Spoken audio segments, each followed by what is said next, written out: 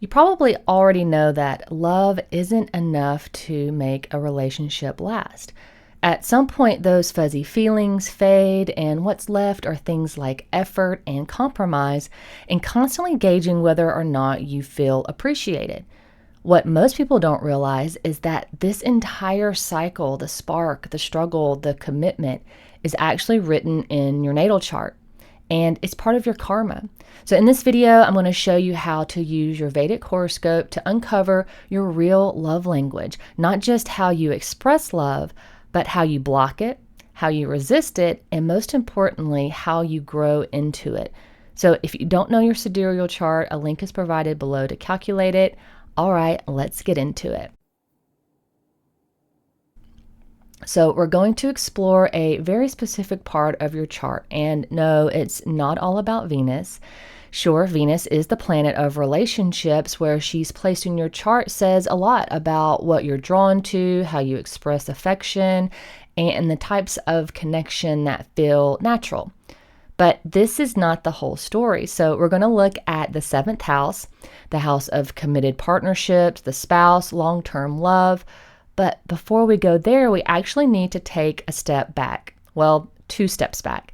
Because in reality, love doesn't start with commitment. It starts with attraction, with desire, with romance. And then it moves through work, friction, resistance, before it ever becomes real partnership.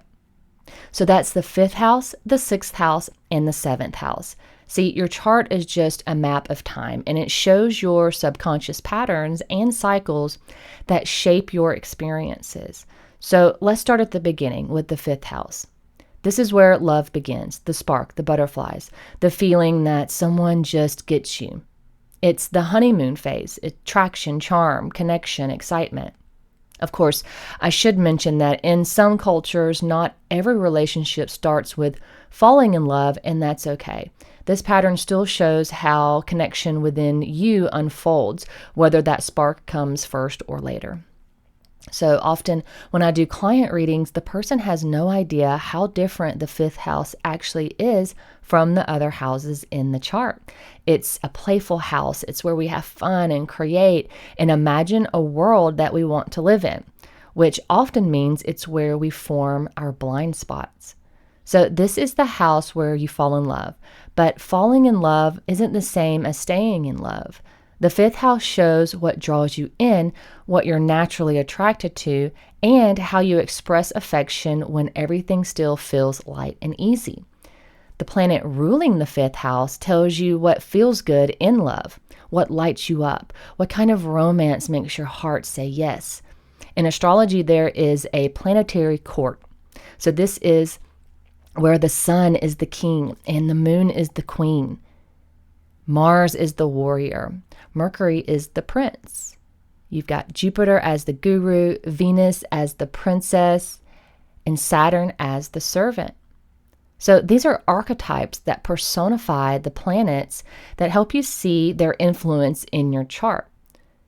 For an Aries ascendant, the 5th house is Leo, ruled by the sun. So romance feels like being seen, being adored and admired. You're attracted to bold, confident people who shine in their own right. You may fall in love with the idea of someone who brings out your inner fire, but might expect them to keep fueling that excitement endlessly. If you're a Virgo ascendant, the 5th house is Capricorn, ruled by Saturn. So romance feels like stability, loyalty, and shared responsibility. You're attracted to mature, grounded partners who take life seriously. But you may fall for people who feel safe and reliable, but sometimes mistake their emotional distance for strength.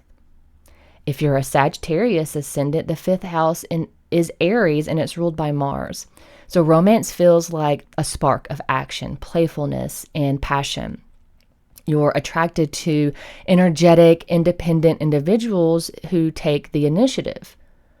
But your pattern may be to fall fast and skip over the deeper emotional connection in favor for chasing the thrill. But here's the thing, romance is only the beginning. Falling in love is easy. It's exciting, effortless, magnetic. But staying in love, that's where things get real. And that's where the 6th house comes in. This is the part no one likes to do. It's the work. It's the resistance. It's the uncomfortable conversations, the mismatched expectations, the habits that clash once the high wears off. See, the 6th house indicates where love is put to the test, where your relationships require effort, not just emotion. It's the place in your chart that reveals your blind spots in love and what you're being asked to work through, what to overcome. So if you're a Taurus ascendant, the 6th house in Libra is ruled by Venus. So the work is you tend to avoid conflict to keep the peace, but this can lead to resentment. Real connection requires honesty even when it's uncomfortable. For Cancer ascendants, the 6th house is Sagittarius, ruled by Jupiter. So you may rely on hope or beliefs instead of dealing with the daily realities. Love needs action, not just your good intentions. If you're an Aquarius ascendant, the 6th house is Cancer, ruled by the moon. So you might shut down emotionally or over-nurture without clear boundaries.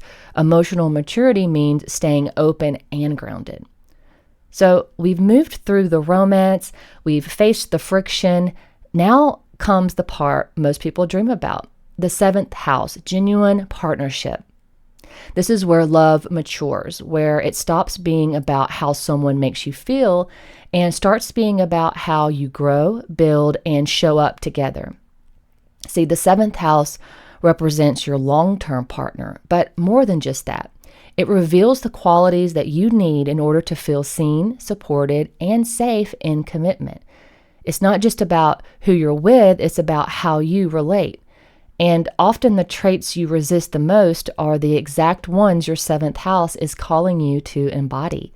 The 7th house is about compromising yourself for the sake of someone else so that both of you will be satisfied.